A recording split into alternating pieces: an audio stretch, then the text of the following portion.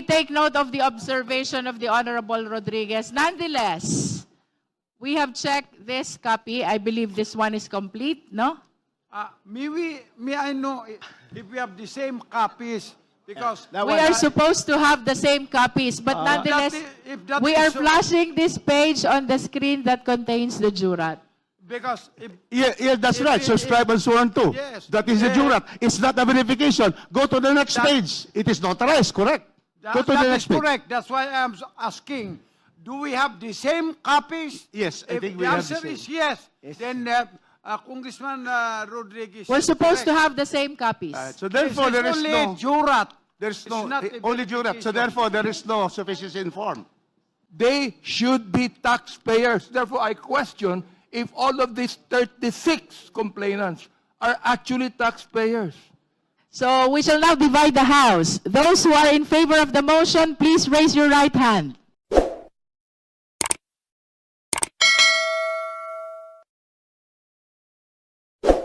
Na mag-endorse po dito sa complaints. Dito sa MASA complaint, we have Representatives Tino, Sara Ilago, and of course Congresswoman Ko as the endorsers, making it a proper endorsement. This endorsement was also filed on January 26, 2026, and it was subscribed before the Secretary General, meaning she was present during this filing. And these are all important provisions which make it a verified document. And I would like to point out that in terms of the form, these seem to be all complete.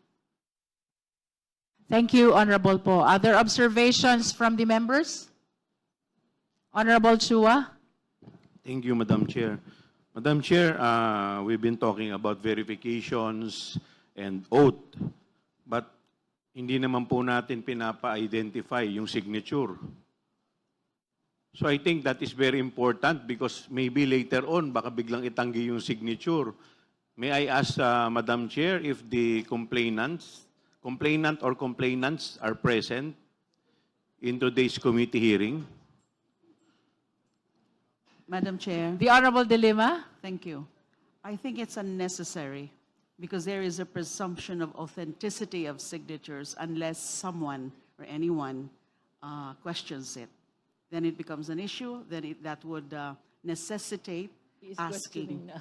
the affiant or the signatory to confirm or not his or her signature. So that is unnecessary. And Honorable Chua? Yes, but I think that is very important. Why? Because we are talking here of the sufficiency in form. And one of the very important in the form is the signature itself. Otherwise, baka later on biglang itanggi, paano po yun? And in fact, there are several instances na sinasabi, hindi kanila yung signature. So, have we also invited the notary public? Wala rin naman po dito yung notary public para mag-verify na humarap po sa kanya talaga yung tao. So, if we are talking here of sufficiency in form, hindi po ba ito mahalagang tanong din? But of course, I will submit to the wisdom of the body. The Honorable Suntay? Yes, Madam Chair. I think that would be simply answer the complainant who also endorsed the verified complaint for impeachment of present. And they actually sponsored it. So the authenticity of the signature is easily verified by just asking them. And because they're present, I believe that they're affirming that it's their signature. While we recognize the point of the Honorable Chua, let it be known that only the members and the endorsers were invited in today's hearing. As mentioned earlier by the Honorable De Lima, the determination of form and substance are preliminary. The hearing proper will be happening on the later part of our proceeding after we have concluded on the determination of form and substance. No? We recognize the significance of the opinion and observation of the Honorable Chua, but nevertheless, let us confine ourselves to what appear in the impeachment complaint. Madam Chair. Madam Chair. The Honorable Rodriguez? Yes, the complaint of Masa et al., my good friends, former Congresswoman Masa and also Congressman Casino, is not sufficient in form. If you read the complaint, it is not a verification after the complaint, but a jurat. It says subscribe and sworn to. This is not the verification that is required under the Constitution, under our rules. Can you kindly take a look? Can you show there? Yeah. May the we end request of the the complaint? Secretariat to flash It the is complaint? a jurat, subscribe and form. There's no statement here about a verified complaint. Madam Chair, the copy that I have. The and I Honorable guess- De Lima. Sorry. Thank you, Madam Chair. The copy that I have, and I guess the other members would have that, really contains a verification page. Kindly speak closer to the microphone.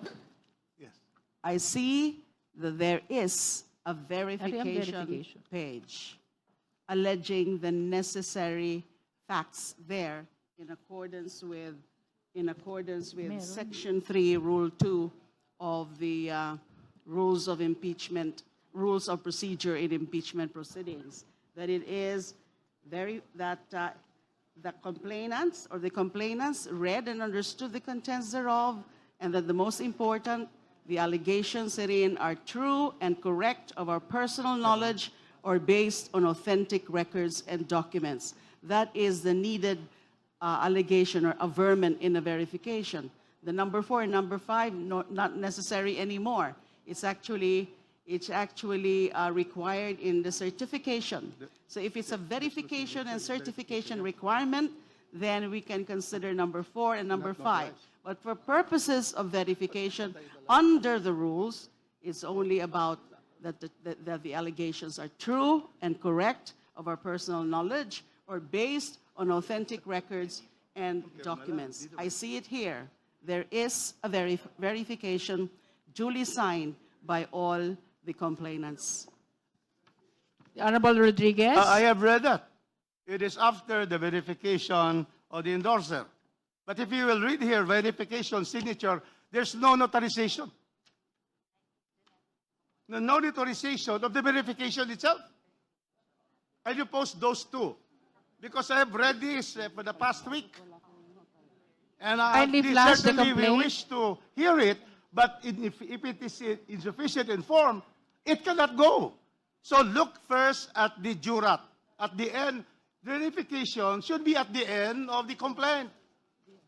Where it will say that it is of the personal knowledge or it's sufficient. If you say personal knowledge or authentic records, that's fine. That is in our civil procedure and our criminal procedure. But here, if you will see the verification, Mr. Chairman, Madam Chair, the verification has no signature of a notary public. So there is no sufficiency in form. The verification, which is attached to the endorsement, there is none. There is no notarization. Madam Chair. Madam Chair. Honorable Vice Chair Keith Flores? Is the copy of the Honorable Rufus Rodriguez, does it contain the last page, sir, where there is that page is attached? Secretary, kindly double check Maybe the copy. they failed to No, attach Madam the copy. Chair. the notarization is on the jurat, on the last page. It's on the jurat, and the jurat is not a verification. Not on the actual verification itself. Madam Chair. Sir, it's not verification. If you look at the verification itself, which they attach after the verification of the 3, there is no notarization. After Kathleen Gaya de Guzman, no notarization. So how can there be a valid verification? Madam Chair. The Madam Chair, page before Madam that, Congressman Chair. Rufus Rodriguez, also includes, can we flash the page before that, please? Madam Chair, Comsec. point of clarification before we can answer that one. Let us wait until the speaker finishes first before we call the rest. Comsec, can we Madam flash Chair. the page before that? Vice Chair Tumogan, we will call you after we have flashed that page containing the jurat. May I know if we have the same copies? Because We are supposed to have the same copies, but nonetheless, if that we is are so- flashing this page on the screen that contains the jurat. because if Yeah, that's If- right. if- Subscribe and sworn to. Yes. That is the Yeah. jurat. It's not a verification. Go to the next That- page. It is notarized, correct? Go to that the is next page. correct. That's why I'm asking. Do we have the same copies? Yes, I If think the we have the answer same. is yes, then Congressman Rodriguez. We're is supposed to correct. have the same copies. So therefore, This there is only no... jurat. There's It's no, not a only jurat. So verification. therefore, there is no sufficiency in form. The chair examined the copy of the complaint, but prior to this jurat, there is a verification signed by the complainants. Yes, but no Although it doesn't bear the notarization. page. Therefore, it is self-serving. It's not public record. It is not something to bind us. Because there is no, after the signature... We will be suspending to check the copy of the Honorable Rodriguez. Okay, itong kopya ko.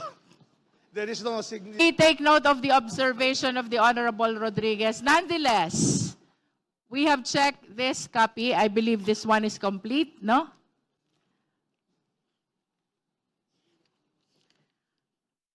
At the end of the complaint, there is verification. They were signed by the complainants. It is 2 pages because they have a lot of complainants, more than 32. And then after the signature of the complainants, we have the jurat. The jurat is supposed to be the oath to the verification. And then the names and the identification of the complainants. And then on the last page, the administering officer of the jurat, the notary public. I hope this satisfies the Honorable Rodriguez. Madam Chair, we really would like your impeachment complaints to be heard. But the first requirement in the Constitution and our rules is sufficiency in form. If we will go back again, after the complaint, there is a verification. That was where it is signed. But there is no notarization on that. And then it goes to the jurat. The jurat, there are no signatures, and the jurat was the one that was notarized. It really is a lack, is insufficient in form. We cannot proceed with a complaint where the verification is not notarized, and its jurat has not been signed, and it is the one notarized. So we have to stick to legal rules, Madam Chair. In the rules, our rules on criminal procedure apply supplementarily. So there can be, it's just like a complaint which is not signed and not properly identified and verified. So therefore, it's clear. If you flash again, I would like to have this flash, Madam Chair, so that everybody will know, including the public. Can we go to the verification Madam Chair. after the complaint and then the jurat and the signature? Because it is, we are lawyers here. We are trying to have the legal proceedings in proper order based on the law. Madam Chair. The Honorable Erice is recognized. Madam Chair, if you will look at the first complaint, it's the same thing. Correct. Yung verification po, hindi notarized. Yun lang pong jurat ang notarized. It's the same thing. It's not the same thing, Mr. It's Chair. the same thing. To answer, This Madam is- Chair, it's not the same. It's the same thing. This is the copy. Yeah, it is verification and then the signature of the notary public. You see? It is different. No, there's no notary public. In my copy, there's no It notary. is Ana, Patricia, Ana is as in Veloso, Ana, Patricia, Chua. Yes, It's the page 13 and Madam 14. Page 14. Yes. Okay, can we check the, Point of order, Madam Chair, point of order. to satisfy the needed comparison between the first and the second impeachment complaint, can we flash again the verification Chair. of the De Jesus complaint? Madam Chair, Please point wait of for your order. turn as we call one after the other, all the members of the House who wishes to make Yun. their manifestation. Madam Chair, point of order. Point of order muna ako. The Honorable Abante is recognized. These people are arguing without even addressing the chairman. My goodness, pare-pareho naman tayong legislator dito. Alam na natin ang utos dito eh. Address the chairman first before you ever argue with one another. Madam Chair, this representation apologizes to the Honorable Chair because sometimes we cut in because in answer, but Chairman Abante is right, and we should always address, before addressing the committee, the permission of the Chair. Thank you very much, Madam Chair. Thank you. The chair is in possession of the complaint of De Jesus. And my observation is, it is the same as the complaint of Masa et al. There is verification signed by the complainant. It is followed by the jurat, subscribed and sworn to, and then signed by the notary public. Then let me go back to Masa et al. There is a verification signed by the so many complainants. After the 2-page signature follows the jurat, subscribed and sworn to. And then at the end of all the names and identification cards, identification of the complainants is the signature of the notary public. Madam Chair, short manifestation, Madam Chair. The Honorable Vice Chair Garbin is recognized. I confirm your findings on the verification of the Masa complaint. The verification, as together with it, the jurat, would yield the same date, Madam Chair. It was verified and signed by the complainants January 22, 2026. The jurat also yield the same date, January 22, 2026, Madam Chair. I submit. Thank you. Well, everybody's observation are being noted by the committee. But anyway, we will be proceeding to vote later on. And just to conclude, the position of the endorsers as to the sufficiency in form. May we hear from the endorsers with regards to the comment of the Honorable Rufus Rodriguez?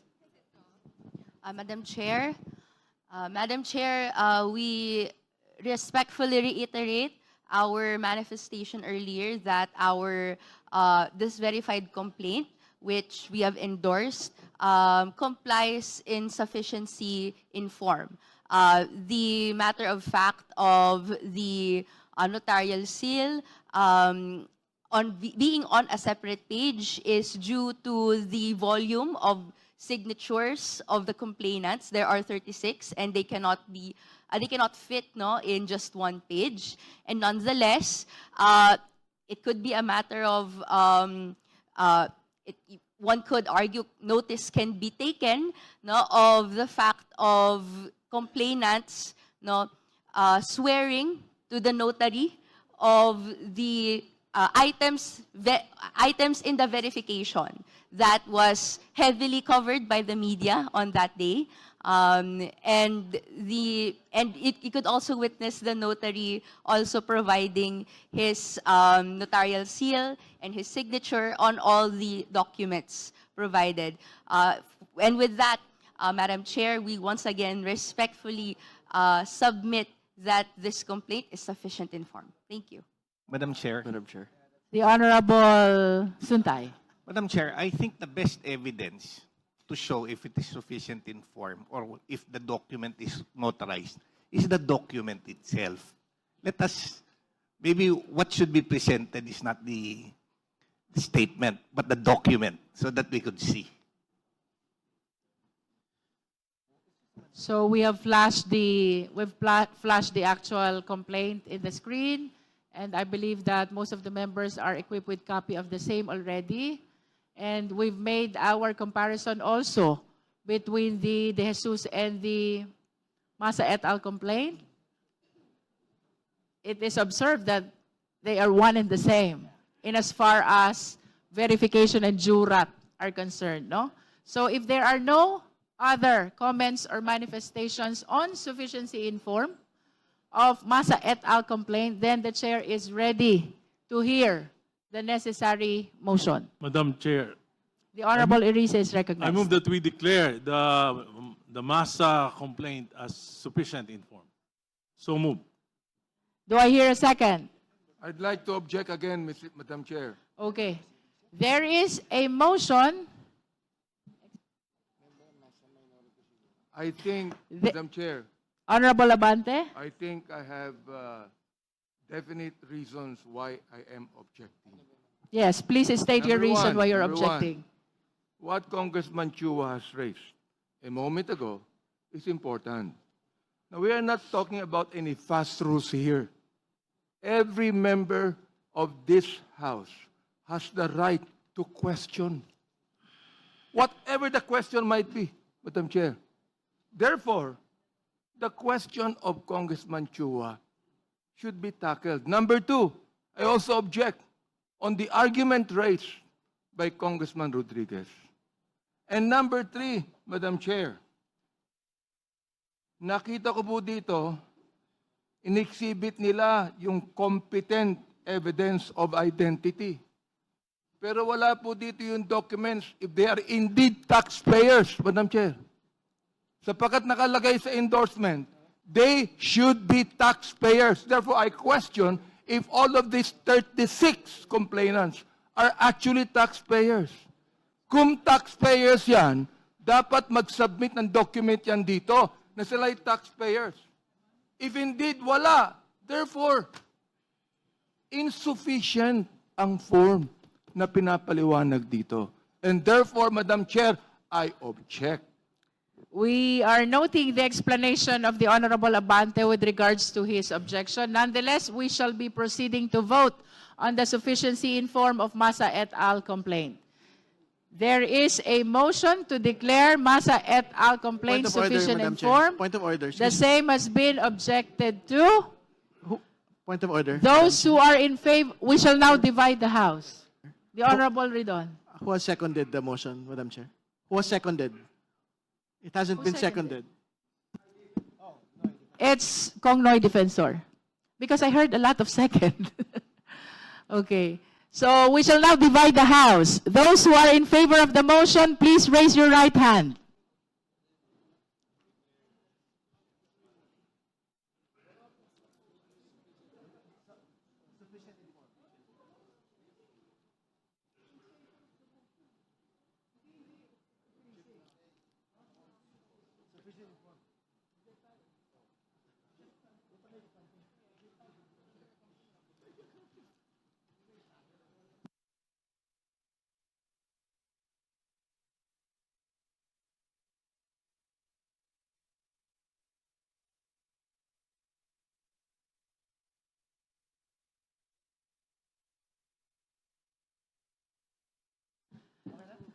Those who are not in favor of the motion, please raise your right hand. Kong Tinyo.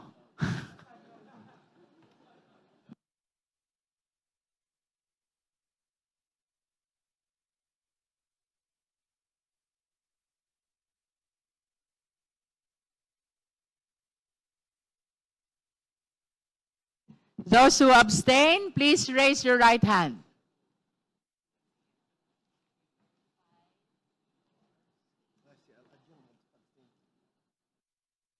Comsec, the vote, please.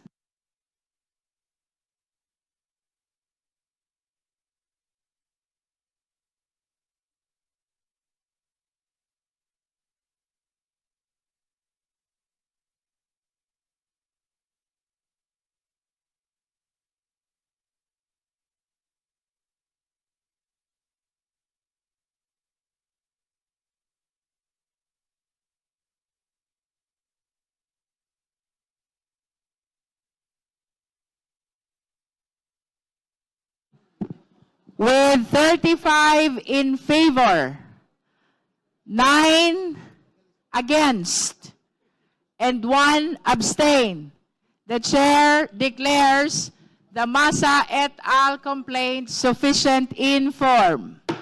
Madam Chair, The Honorable Abante. it is very clear that there is insufficiency in form. Very clear po yan. And I'm so glad for the rest of those, my colleagues, that supported my objection. And therefore, realizing that this is actually an exercise in futility and a waste of the people's money, I therefore would like to walk out of this hearing right now.